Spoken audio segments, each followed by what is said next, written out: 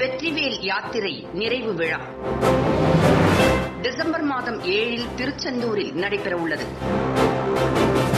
மத்திய பிரதேச முதலமைச்சர் திரு சிவராஜ் சிங் சௌகான் அவர்கள் கலந்து கொள்கிறார்.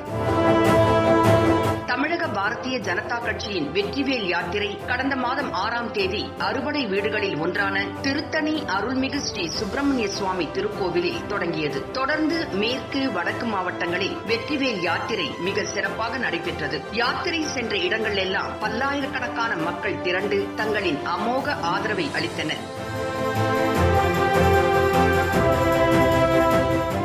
இடையில் ஏற்பட்ட நிவர் புயல் காரணமாகவும் அதன் மீட்பு பணிகளில் பாஜக நிர்வாகிகள் ஈடுபட வேண்டும் என்பதற்காகவும் வெற்றிவேல் யாத்திரை நிறுத்தப்பட்டது. நிவாரணப் பணிகள் காரணமாக யாத்திரை ரத்து செய்யப்பட்ட அறுபடை வீடுகளான சுவாமிமலை, பழமுதிர் சோலை மற்றும் திருப்பரங்குன்றம் கோவில்களில் 5ஆம் தேதியன்று முருகனை தரிசித்து 7ஆம் தேதியன்று யாத்திரை நிறைவு நிகழ்ச்சி திருச்செந்தூரில் நடக்க உள்ளது.